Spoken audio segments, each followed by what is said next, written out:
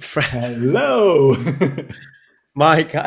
So Freya, I've got to say, your choice of music is brilliant because at school, Freya, my eldest daughter, they were doing an internet search, and she said, "Daddy, you're famous."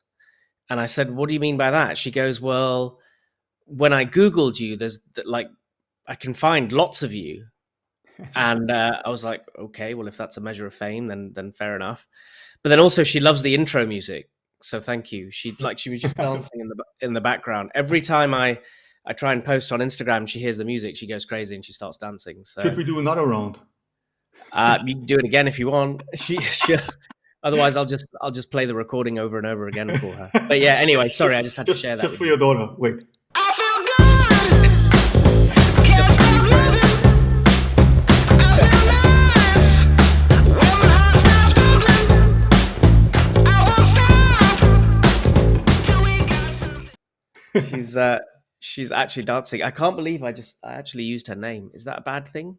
No, No. no. She's famous now as well. Say again? She's famous now as well. Yeah, whether she wants to be famous or not is another thing. Hmm. Hey, and I need to thank you because we did an experiment the last time where I just showed you that video of REN, and I used a new system here where I tried to put everything in order, and it was still a little bit made up because I just learned the tool a little bit earlier, and you encouraged me to just post everything with all the mistakes, don't do edits or anything, and it seems that it was very much appreciated to be so raw and authentic. And again, it really worked with the sharing of that masterpiece of art, High Ren, because it was also very authentic and vulnerable. So therefore, yeah, thanks for coaching me on that. You are welcome, bro. Look, I think this is a serious point that you raise, and this isn't about getting credit or anything, but we only see perfection now, and the problem is, I think some of it comes from familial DNA, right? Which is something that we covered in episode 7 with Brent, Yes. right? I think the way that we live life now, though, also compounds that, right? So there is this quest to be immediate, and there is this quest to be perfect in everything that we do. And trust me, this is really important to me because I have dealt with that, right? Being type A and thinking things must be a certain way, things must be folded a certain way, things must be put away a certain way. In fact, my eldest daughter now has that. And, in some ways it's a good thing. But the one thing I need to coach her on is that if this starts to cause negative feelings in you, then it's a problem. Mhm, mhm. Okay. And I say this to our entire audience. If you like things a certain way because you just do and you're pretty relaxed about it, so if they end up like that, then great. But what's important is if they don't end up like that, that you don't melt down and that you don't get this feeling of anxiety and dis-ease, um, which can exist, Yeah. right? So that's probably a mini moment of mindfulness and introspection where when you're doing things, you really ask yourself why, and actually, if it didn't go the way that you wanted it to, what does that mean to you and how would you feel? Yeah. So that's True. my soapbox moment. Sorry. Yeah. And my second thanks also goes to the audience because the last video that we launched on Bold and Bold um, got a lot of views, and it got also the most comments on something. So again, also apologize for some of the things that I said because yeah, it was not really prepared. I did not do a lot of research about Ren, so I actually assumed that he is now under a contract, which he isn't. So and that makes it even more special to have really an independent artist who just does the music that feels like him. And I didn't want to do a podcast just about Ren, but also based on the fact that 2 days ago he released his new album, Sick Boy. And there is another song on that, which was also released on Friday, and the name is Money Game Part 3, which I would love to talk to you about it, because it's about a topic that I think fits very much to Bold and Bold, because it's about the pursuit of success and how bad influence can change your life. So I would love, actually, if it's fine for you, to do another session of doing a reaction video on that. If there is anything where you say, hey, Mike, this rings a bell, just pause the video for a second. Let me know, and I pause, and we can just talk about a specific sequence in the lyrics or something. And I would just love to use that as a starter for all the people who are on Spotify. We will need here to do an edit, because we can't place then the whole audio line as we show that video now. We can't put it on Spotify. We will cut that out and then start with the conversation afterwards again. But then go to the YouTube podcast if you want to see everything with us and our reaction. And also, if you want to listen to the song first, just look it up, REN Money Game Part 3, and let's talk about it, because it's brand new, 48 hours, not even out, and I would just love to get your opinion on that. Are you ready? Yep, I'm ready. Anything I listened to to it add? in the shower today, so it was quite quite an eye opener. Okay, so let's go through it.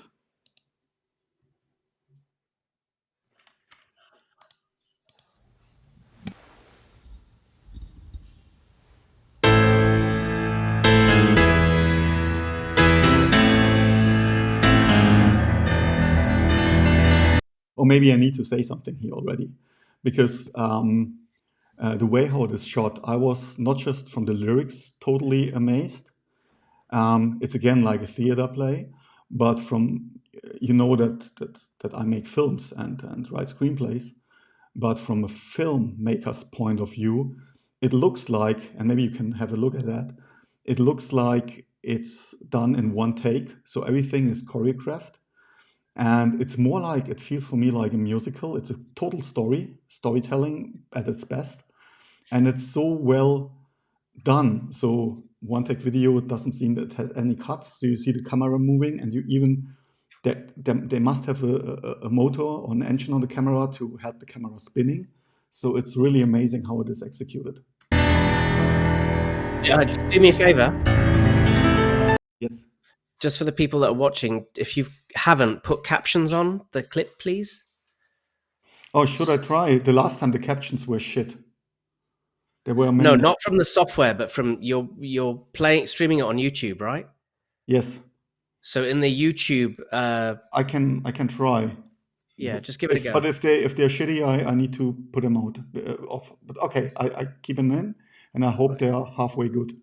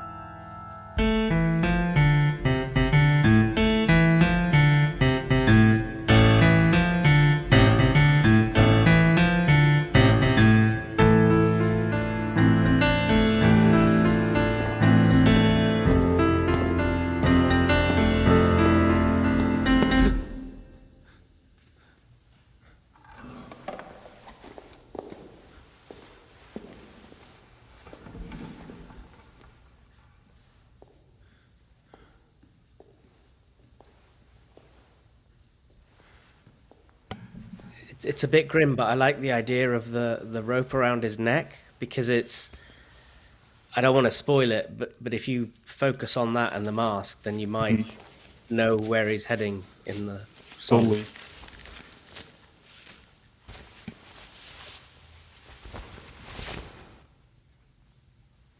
I mean, already on 144. Oh, I didn't hear what you said.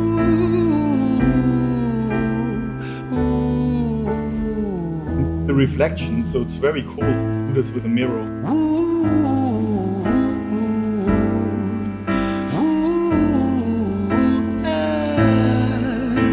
It might-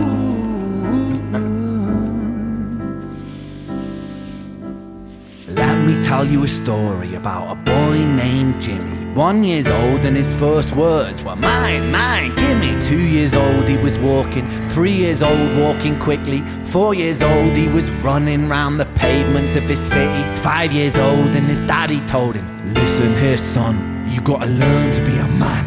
A Right, man just he pause works for what he that a wants. minute. 6 years old and he's reading, writing, top of the bunch. Right. So that bit where he's 5 or 6 years old and he's got his daddy in his ear, and I really want people to listen to a section of episode 7, because on there, Brent gives some. This is the hand analyst, right? So Brent gives some chilling statistics, right, about why we think the way that we do in various situations, Absolutely. and the majority of it, without remembering all the percentages, the majority of it is coming from ancestral DNA and our parents, right? About 20 to 30% of how we think, how we deal with things is us. Yeah. And so when he's talking about, when he says, his daddy's saying, right, you need to do this, that's big. That's really big. And that can essentially, excuse my language, really fuck people up Yeah. later on in life, right? And everybody has that. And I mean, we also spoke a couple of times about Gabo Mate and how he shows how parenting causes trauma. Even if you want or not, you will Yep. pass your trauma to the next generation. Yep. And it has so much impact on people's life. And his daddy told him, listen here son, you gotta learn to be a man. A man he works for what he wants. 6 years old and he's reading, writing, top of the bunch. And when he's 7, his progression made him student number 1. 8 years old and he's praised for unusual grades. 9, his parents paid for private school to nurture the flame. 10, 11, 12, 13, he ascends and ascends. His daddy tells him, son, money is the means to all ends. 14, solving complex mathematical equations. At 15, IQ 150, still elevating. 16, he develops complex software code that detects weaknesses in cybersecurity protocols. 17, and he sells his vision, keeping the share. Not yet an adult, but he's practically a millionaire. What I like here so much, but this is more the way how he's articulating. So he's really singing. So this millionaire, he really sings on the rhythm of the piano. It's so cool. I really love that flow. 18 and his daddy tells him, now you're a man. This world don't give a damn about you, so take all that you can. Now, His facial expressions. Yeah. He looks. If you look, while he's talking about a fairly relatively calm period of this man or this boy's life, his face is showing chaos. It reminds me of the Joker, Heath Ledger in the Dark Knight, in the Batman films. Yeah. Yeah. Oh yeah, here, and I just captured the frame probably. Look at that. It's awesome. Pretty. 19, he turns a profit, stocks and shares, invest in product. 20, double down deposits. 21, his income rockets. 22, he learns the truth is just an obstacle to wealth. If you manipulate the data, then the lie will sell itself. I think this is so massive. The truth is just an obstacle of wealth. So I think this is, and then manipulate data and the lie will sell itself. 23, a life of luxury, crystal and cocaine. 24, he makes the Forbes list, they're applauding his name. 25, and his daddy tells him, listen here son, while you're sitting in that palace, that don't mean that you won. 26, a business shift, he switches business to arms. He's 27, dealing nuclear and shells in Iran. 28, inside the Senate, money bought him a seat. He's he's 29, a role of counsel in the president's suite. Now he's 30, his daddy says you're losing the... Here I was wondering if this has something to do actually also if he makes a reference to the US voting system, because I think you can go for president or even in the politics above 30. So and then money counts you in, pays you in, right? So he buys his seat. I thought if this is a reference also with the red tie. I don't know. The other interesting thing is where he talks about data, right? Mm-hmm. And this is the other thing that we all need to be aware of, is that if you're consuming anything on the internet for free, like Instagram or Facebook, you're the product, right?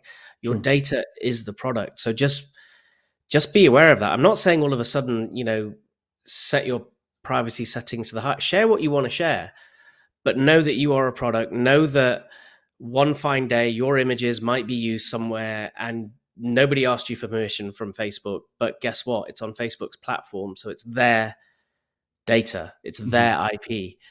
So this also ties into a conversation I was having with someone about Web3 and kind of the blockchain and NFTs and, the role that they may or may not play in the future.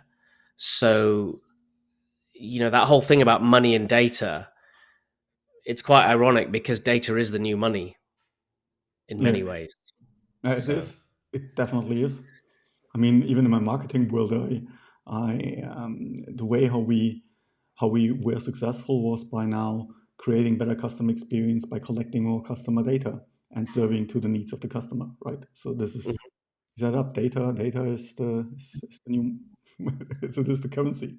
Race, you're just a servant to the king, not even in second place. 31, a big maneuver for his daddy's approval, moving imports over borders from the exports out of Cuba. 32, moving grams, growing kilos to tons. He's 33, filling warehouses with powder and guns. 34, turf war with nobody to stop it. Blind eye from the po-po inside of his pocket. This is so musical-like. Right? It's like a stage play. Love that. 35, he gets a call. I'm sorry, son, but it's your father. Had a heart attack, I'm sorry, he's gone.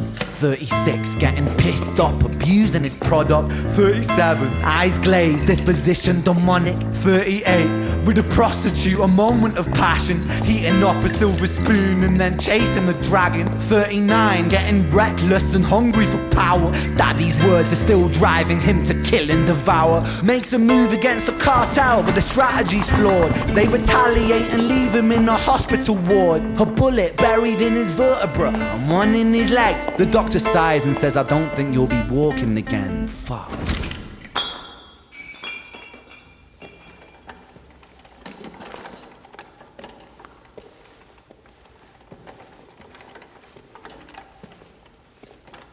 That's so creepy.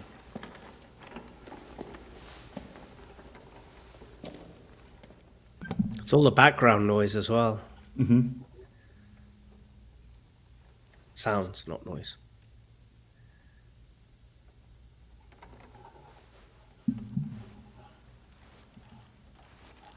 Let me tell you a story about a boy named Jimmy. He was 40 and he cursed the words, mine, mine, gimme. 41 he wasn't walking, 42 not walking quickly, 43 never running round the pavements of his city. This is such a cool reference to the beginning because it's just mirroring everything in the beginning. The first words were mine, mine. And then also you had the pavement of the house they were living in, right? So it's a total mirroring of the opening scene where also the baby, you can't walk. But there he had joy and wanted to explore the world, and now he's cursing it. 44, inside a palace with a mountain of gold. But those riches turn to rubble when perspective evolves. Weighing heavy on his conscience is the value of gold. Lamborghini for a life, trading money for souls. Jimmy followed the code inside the land of the free. Put your hand inside the cookie jar, take more than you need. And his example is exaggerated versions of me. And it's a version of him. And it's a version of she. And it's a version of you. There's no escape escaping the blame. The way we live is parasitic. Fuck the money and fame. Cut the music.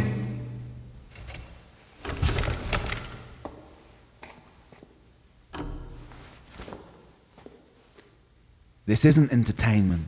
This is real life. The way we live is lunacy. Community, it declines.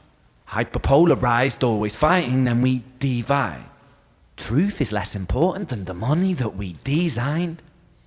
Money's an invention. Politics from our invention. They all come from people's ideas. Did I mention? Border's an invention. Law and order fuel the tension. It leads to people killing each other. My solution?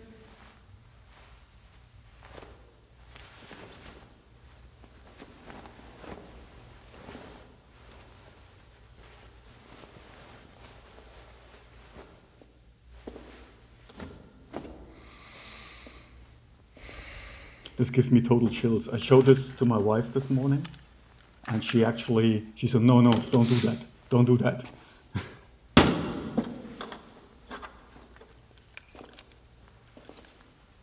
Everything is subject to change. We could build utopias if individuals were taught to use their brains. But if we teach kids in schools to always be sheep and put themselves before the herd if there's more money for me, then there's no future I see where the humans survive. We're parasites inside a petri dish with cannibal minds. Mold will grow upon the surface and consume till it dies. And our fate could be the same without this story to the wise.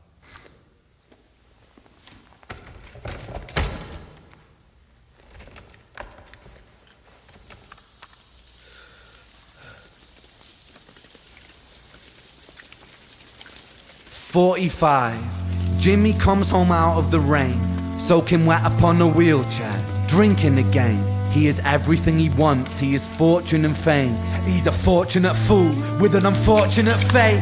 With a 45 caliber aimed at his brain. 45 a fitting number cause his age is the same. Here's the words of his father, it's such a damn shame.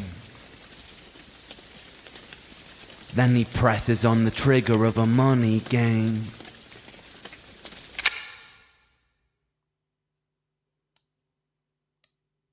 Boom.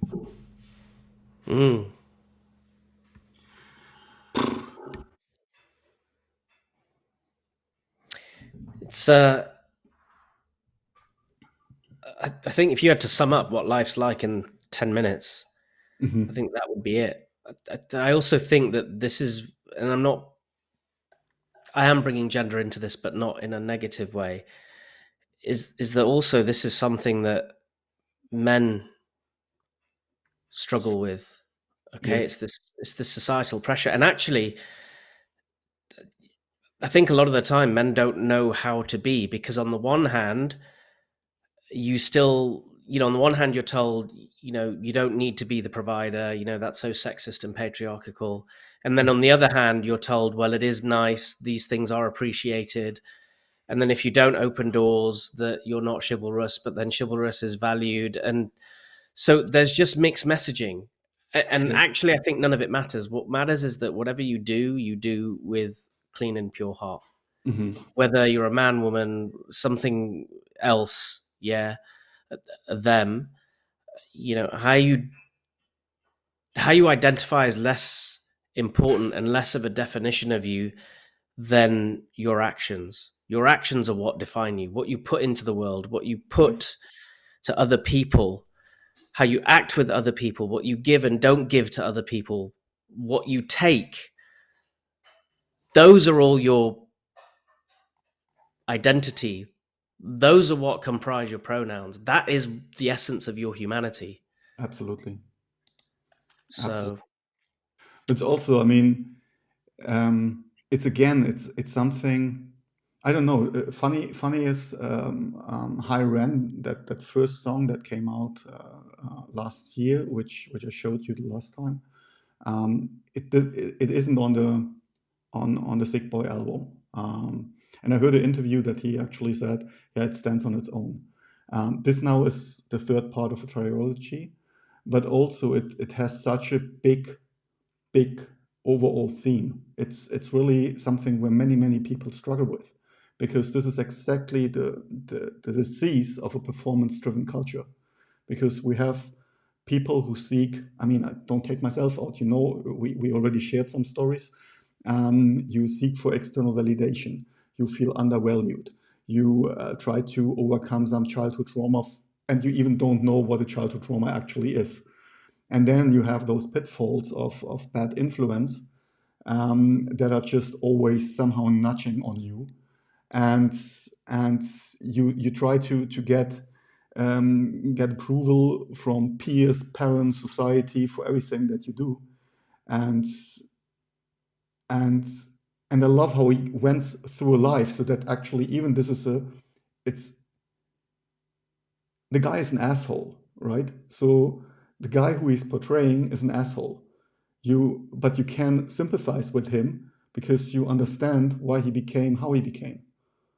So it's that anti-hero story that he creates, and it leads to those let's say shallow lives that you have so many, and that I see also there are so many of those kind of people, maybe not as those criminals, or maybe I don't know, but even if you look at, let's say, a bank like Credit Suisse who fall apart, right?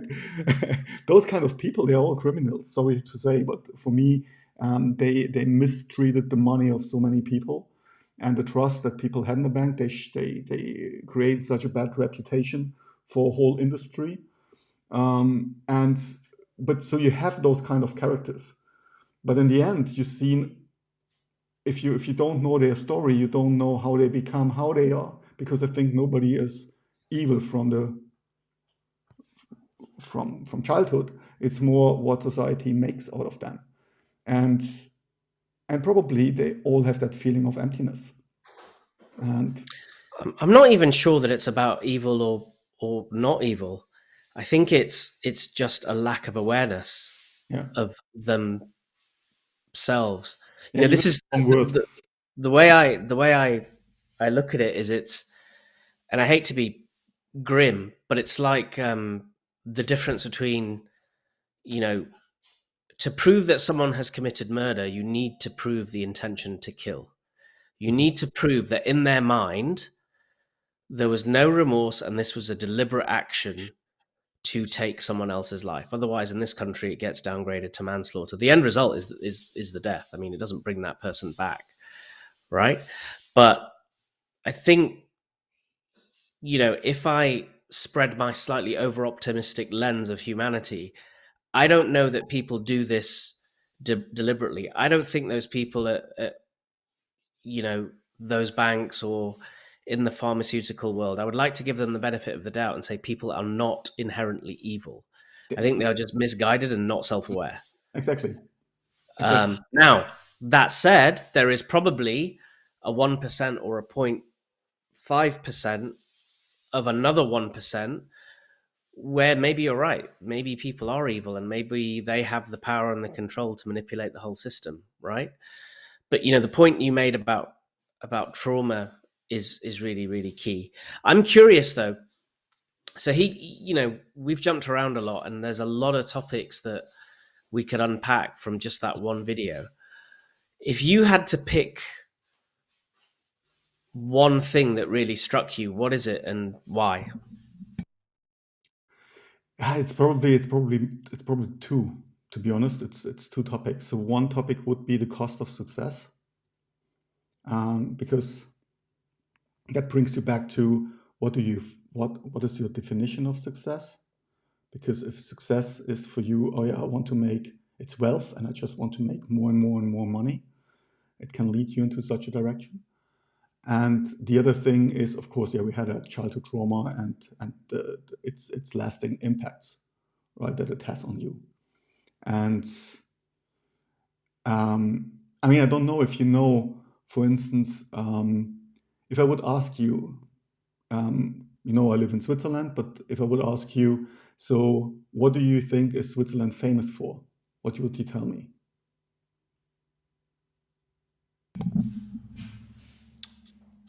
Expensive chocolate watches And beauty. Okay. Yeah, I thought most of the time people say, okay, money, because okay, you have so it's expensive. They're connected with money, and Zurich is the financial hub, right? So cheese, watches, chocolate, and maybe army knives, right? So those are kind of things that are. Oh, I But have 2 of those, by the way. yeah, me too. Actually, here, see. Um, but did you know that Switzerland, while known for its prosperity and high standard of living, it also faced a lot of concerns over the rate of suicide here, especially among young people and professionals? I did not know that. So because I don't know how much, but it's very high ranked, also especially in terms of manager suicide. So it's something, and you can always see those tragedies that are happening. They're always linked back to performance pressures, um, expectations from the society, feelings of isolation, and all that stuff, which is literally the narrative of that song. And so I think it's incredible how brilliant he put all those things together in one storyline, taking just one person, call him Jimmy, and go through that. And everybody understands those moments because probably everybody has little snippets, not to that extreme, but those snippets in his own in their own history where he can relate or she can relate to. So to answer your questions, cost of success and childhood trauma would be my key There's things. also something that came up to me for me, and this is another film reference about how people get to where they are. If you remember watching a film called The Joker, Yes. yeah. So in that, he's disenfranchised by the people that are supposed to help him. Yeah. You know, they give him tools, he struggles to do the tools, then he starts to do the tools, then the people that are there to help him are no longer there to help him. Hmm. And then stuff just happens and it compounds. You know, we talk about compounding money, right? So you invest $100 today, at 10% it compounds, then it's 110, then that compounds to, you know, whatever, and it goes on. And 20 years later, without doing anything, you got a big stack of money. Well, there's emotional compounding as well, right? And that character in that film, and actually what we just heard on this video are examples of that. It's just compounding of influence over influence over influence, and pressure and pressure and pressure, Yeah. until ultimately there's an explosion, and it's not sustainable, Hmm. you know, and people either self-destruct against themselves or self-destruct against the world or self-destruct against the system. Either way, whatever they do, it's not pretty, right, Yes. for anyone. So that kind of came up for me. Yeah. um Maybe just listening to you, I also think, this whole topic of mental health is probably a very important one because we live in that materialistic society, and yeah, and I mean, you see that more and more people look for coaches or look for coaching, struggle with mental health issues. It's a big topic. And how is the relation between those pursuit of success or wealth and material success? How does that impact your mental well-being on that? yeah, I think, you know, I would say to, you know, you don't, when we talk about coaches, I don't think anyone really needs a coach. And the other thing is, I wouldn't necessarily go to a coach until you have understood, whether that's through therapy or whether that's your own journey, until you've understood what has brought you to where you are. Okay. So for me, it was, you know, things like losing my dad when I was young, maybe moving around, you know, maybe some bullying and stuff like that. Right now, this all manifests. Now, that's all well and good. If you then want to progress and look forwards and kind of rise and be the best version of yourself, then Mm. it's really, really difficult to do that without the support of somebody or something, whether it's a mentor or a leader or a boss or a coach or whatever. Yeah. So I think whatever that looks like for you, reach out and find it. Because the other thing that became really, really clear for me in that video is connection. Mm-hmm. You know, he had a sick connection to his dad. Jimmy had a sick connection to his Mm-hmm. dad, which meant that when he got the call about his dad dying, he was already on the path to self-destruction, but he basically imploded Mm-hmm. because there was nobody else that he could relate to. True. True. And so, yeah, you know, my public service announcement or my request to people is just to reach out to someone, anyone. If you don't feel comfortable reaching out to someone that you know, then reach out to someone that you don't know. Because I tell you what, you will be damn surprised at the underlying compassion that still exists within humanity. Yeah. And so when I say I go through life with an optimistic lens, it's because I see good people. I hear good people. I've had good people in my life. I still have good people in my life who don't need to listen, who don't need to help, but Mm-hmm. they do. Mm-hmm. Yeah, And you so just there's, have to ask for help. I mean, yeah, and that's what you're usually not doing. So this is why I tend to slightly disagree with you when you say, I don't think that everyone needs a coach. I actually think everyone does, ooh, because the reason for that is exactly the point that you're making. We're not taking time to reflect, and you're not always talking to those kind of things with people who you know. Sometimes not even with your friends, or with your family, because you you try to make them out, or you suppress them. And I think it would be groundbreaking if everyone has a coach to share those kind of things, because it helps you to step out of your current zone, take maybe a bird view on yourself or where you are, and try to see some patterns, right? Because it's so important that people learn to communicate about those kind of things, and especially about feelings, what you're not doing. And also, I mean, sometimes I think, oh, I wish I would have done that different with my children as a father, because they do the same thing that I did when I was a teenager. I mean, yeah, at that moment you think, okay, your parents, who needs them, right? And it's actually the moment where I would love to share those kind of things with them. But if they have issues, sometimes they go to their room and they do it with themselves, or just discuss stuff with friends, or even they just keep it to themselves, and that creates all those unsolved things that you suppress in your body, that create later, unconsciously, patterns of behavior, that might not be in your best interest. You know what I mean?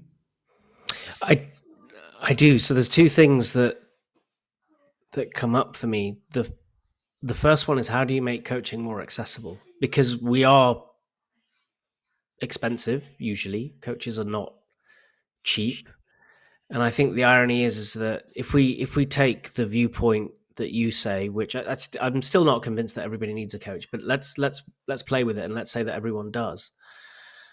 Then not the people that are in most need of coaching usually don't necessarily have the means to Hmm. pay for a really, really good coach. So Yes. that's an interesting conundrum, and one maybe that we can try and figure out. Because I do believe what brings me to coaching is not coaching. What brings me to coaching is seeing other people see that they have power in themselves to change and to be masters of their own fate. You know, we're not experts in people's lives. Um, we just hold a mirror up and get people to look at themselves a different way by asking questions that probably nobody else will ask them, either because they haven't thought of them or because they're scared. Hmm. You know, friends won't ask you these things. You know, they will challenge you to a point, but you have to have some seriously really close friends and that are almost in some ways like family or closer than family, to really challenge you Exactly, about your because values. your friends, when I spoke with friends about things that where I had struggles, the role of a friend is different than of a coach. If we go back to those kind of pictures, so when you talk to a friend, you say, okay, you complain, you say, this is shitty, this is why is that happening, right? So it's more this picture of the world happens to me instead of the world happens for me, and the coach challenges you and gives you a different perspective. And I love the fact that, for instance, so like the thought, it's right, the coaching costs money, but don't you think that, for instance, if let's say 10 hours of coaching a year for everyone in the normal health insurance would save millions of costs for other psychological diseases or even drug addictions or anything like that, if you have somebody or you can get access to someone who helps you to take you out, and also change that narrative that coaching is not, oh, I don't, because people always think, I'm good, I don't need, they think it's a psychotherapist or something, right? And I don't want to go there, I'm not crazy. So there is a wrong narrative in the market. But if you can change those kind of things, I think it would be an amazing opportunity for people and also for the whole system to start healing itself somehow. I think it's difficult to. I think. Look, I did a recording. I did a webinar about how I've managed to basically near enough fix my rheumatoid arthritis, right? And I talked about fitness. I talked about diet. I talked about stress management. I talked about sleep. I talked about a bunch of things. And at the end, the exam question is, well, what did it? And it was all of that. But actually, it was all of that as kind of small contributors. The biggest thing was a mindset shift, Mhm. Mhm. right? Now, I'm not sure that, I know you picked an arbitrary number, right? I'm not sure that 10 hours is enough. And also, there's a big elephant in the room, is that not everybody is ready to receive, True. right?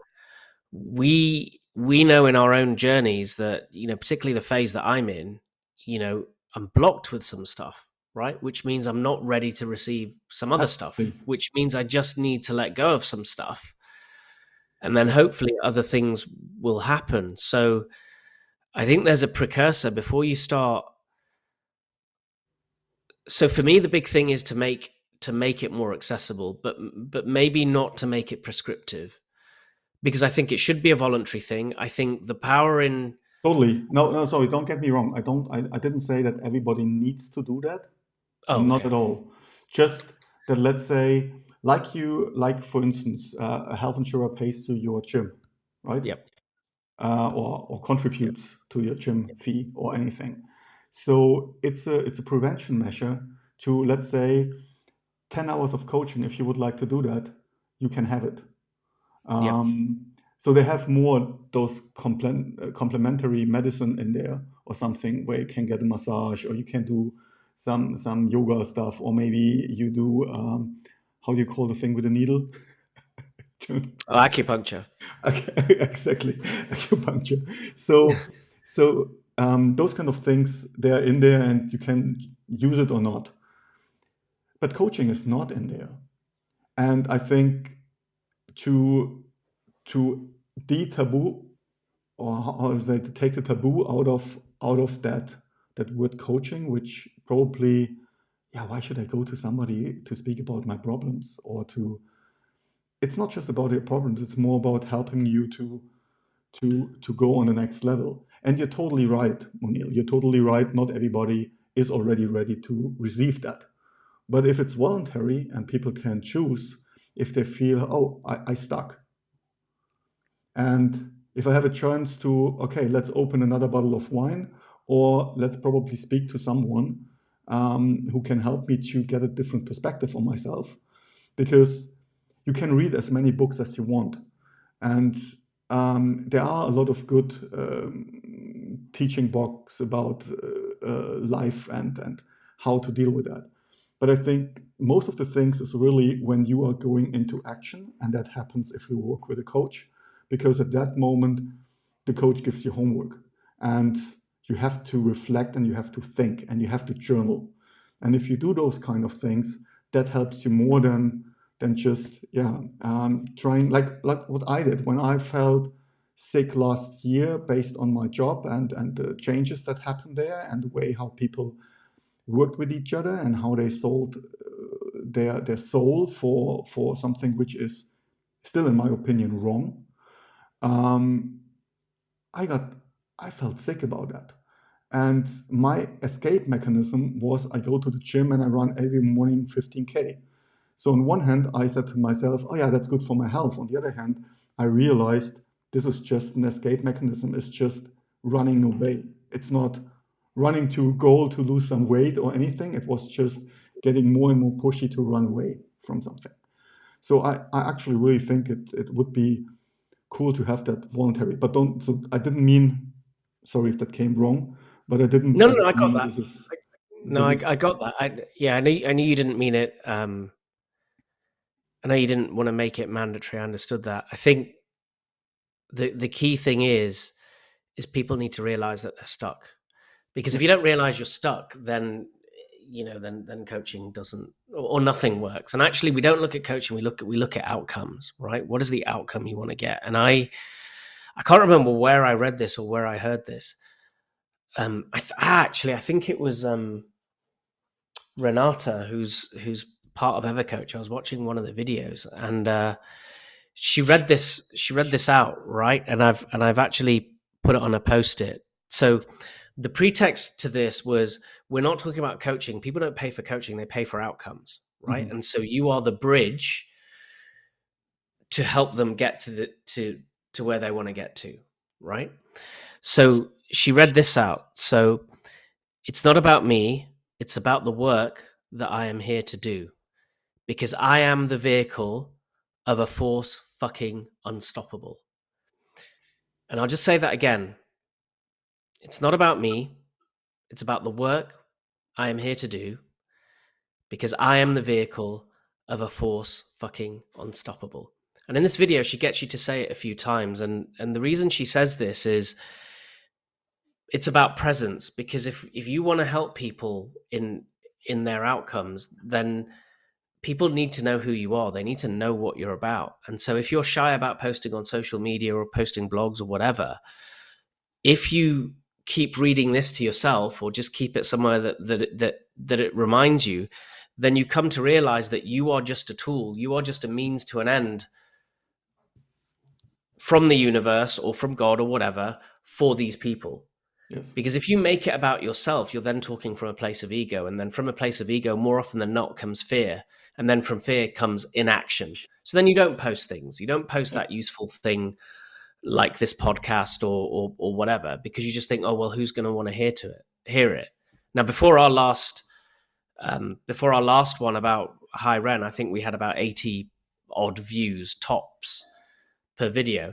Now, it would be really, really easy for us to look at those 80 views, seek the external validation that the ego loves, and say, well, we're not going to do it anymore because we're not successful. Yeah. We don't do this because we want 1,000 views. We do this because we love doing it and we get on. Yeah. And if other people like it, great. If other people don't, I don't really give a shit, right? I mean, I'm totally happy if there's one person listening to that and says, hey, there was a nugget in there that really helps me in my current situation. That's all. Yeah. Yeah, absolutely. So And it was worth it. So then 2 guys without hair just sitting there having an hour of nice chat that we could also have on the phone. And we're just having that. We're having it in public. And if somebody has something which helps that person at that moment, it was worth it. Fine. yeah, for sure. And that's all it's about. I've come to realize, my 3 values at the moment are love, service, and fun. Mm-hmm. And yeah, I was actually on one. I was actually on one of these apps, these dating apps, and then this person started talking to me, and I asked her what her top 3 values are. She told me, and then I told her mine, And then she goes, "Are you one of these like older men that's just looking for sex?" And I said, "How out of love, service, and fun did you think I was propositioning you for sex? Like, what the hell is going through your mind?" So I kind of felt ashamed on behalf of the male species that this is what we're putting out on apps like this. And I said, "Look, if I'd understand if I'd sent you like, you know, intimate pictures or whatever else, but I literally asked you one question. I answered my own question, and you turn this into like something crazy." So yeah, look, we do this because Yeah. we love doing it, and if somebody, even one person, gets some use out of it, then great. Yeah. And I think what I really like is this software and this idea that maybe we do a live. Yeah. I definitely would like to. So if it makes sense if we have more and more people listening to that and they're interested, because then now the software gives us the opportunity to just stream live and have then also questions or feedback or talk, and even probably take somebody in and Yeah, invite them to a chat. So that would be great. Guys, let us know in the comments if we should do something like that. If there's a specific topic you would like to talk with us about. And also, if you have something to share with us and you would like to be a guest like we had in the last couple of seasons where we didn't do a reaction video on REN, but please send us those comments, write it below, subscribe to that channel, and yeah, that's it so far from me. I think that's it this from was me. fun. This was Say that fun. again. This was fun today. So thanks Yeah, a lot. yeah. That was fun. Look, I always have fun. This is like this is my power, and I'm just going to say this on the record and put this out in the universe. But we're going to do great things with this podcast. I can feel it. There's going to be events. There's going to be this. There's going to be people wanting to come and talk to us and be interviewed and stuff. I've just got a good feeling. I've got a really good feeling. So Let's see thank you. where it goes. So thanks a lot, Moneel. Technology today was also better, so I'm applauding to myself. So it worked. I told you, I'll see, it just takes a little bit of time. We should have done a test run. No, we should have done it exactly like we did. So yeah, thanks to everyone who's listening until here. Oh, Moneel.